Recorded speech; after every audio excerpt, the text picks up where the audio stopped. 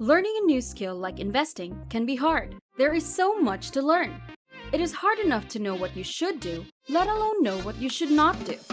Given how crucial investing is in growing your future wealth, it is important to make sure you know the common investment mistakes that many beginners make. And that is exactly what we are covering in this video. Whatever you do, avoid these mistakes at all costs. Your future self will thank you. Let's go!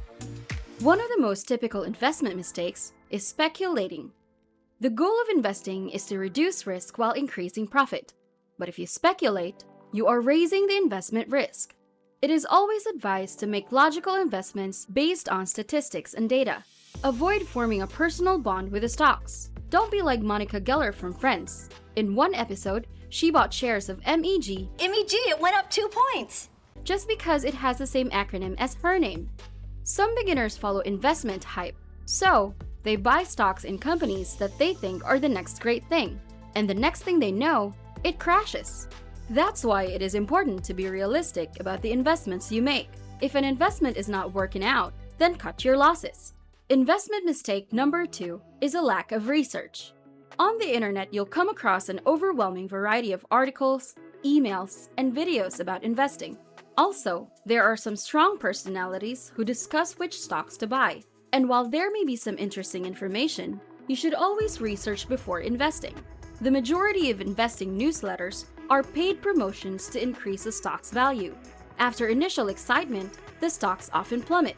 This is usually referred to as a pump and dump. Unfortunately, many beginners fall prey to this because they do not do their due diligence. You must always research the firms before investing. It is easy to buy that stock, but if you get trapped in a terrible deal, it is hard to get out. You must understand the data underlying the company's operations before purchasing their stock.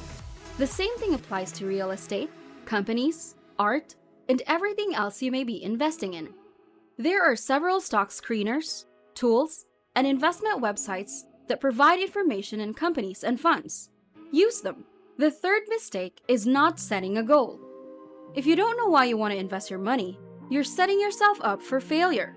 Before starting to invest, set some financial goals for the near-term and long-term future. You should have an investing strategy in place. Choose which assets will lead you to your goals to reduce the risk of investing in incompatible stocks. Those targets and plans can change over time, which is okay. Your investment strategy can evolve significantly.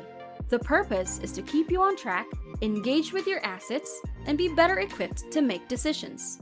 The fourth mistake that you should avoid is investing money you can't afford to lose. This is a common error that many people make.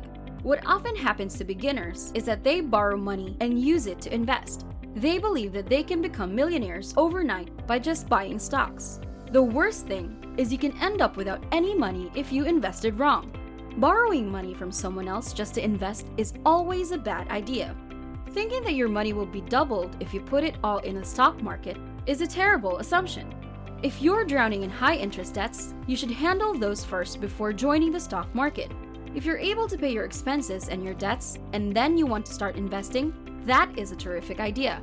Investing while dealing with high-interest debt is nearly always going to put you in a tense situation.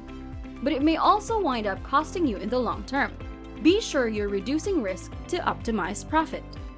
Of course, another way to reduce your risk and optimize profit is to subscribe to Finance Spark, where we release videos every week to improve your financial mindset. Oh, and click the like button and smash the bell icon to be alerted when we upload a new video. Okay, on to the next one. The fifth mistake is paying excessive fees. When it comes to investing, fees are a deal breaker. You must check the charges to the stocks before you purchase. Then, decide whether the charge is worthwhile. You should also look at the expense ratio when buying funds. Find out if you're just spending extra money for your fund manager services. If you're paying too much in fees, consider not just how much you're paying for the buying and selling of stocks, ETFs, or mutual funds, but also the rates you're paying for these funds. These days, you can buy and sell your stocks without a broker's help. However, this does not minimize the need for researching funds with lower fees. If you want to know if the stocks charge fees, you can look it up or ask your broker.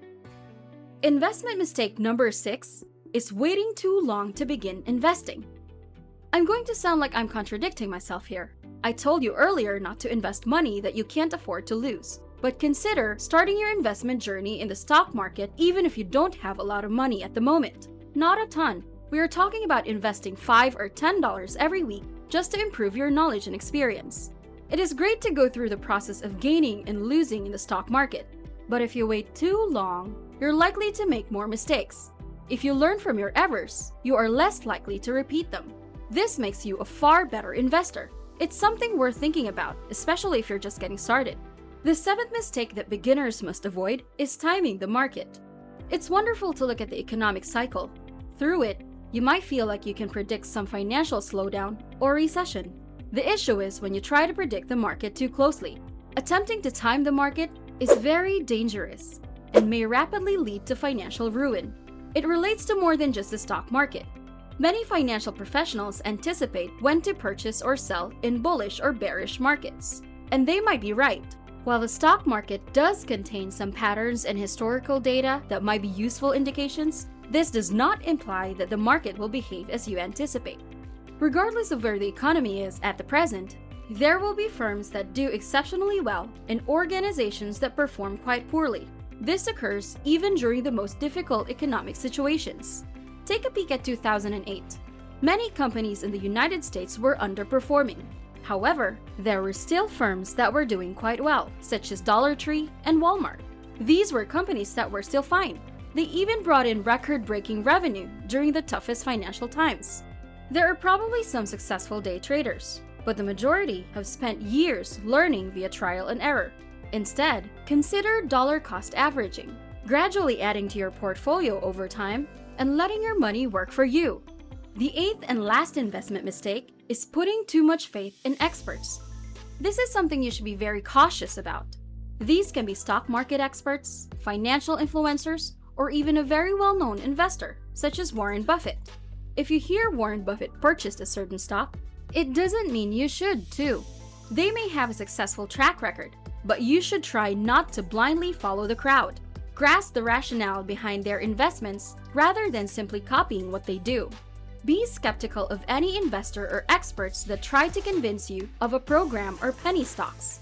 Penny stocks were a large scheme during the dot-com bubble of the 1990s, but it is still prevalent these days. Individuals are constantly pumping and dumping. So, be extra careful when investing. You must believe in your capabilities. Some people will make you believe that it is difficult. But all you need to do is take the time and choose the right resources to learn what you need to succeed. Begin with the basics and you can become a highly successful investor. So, there you go.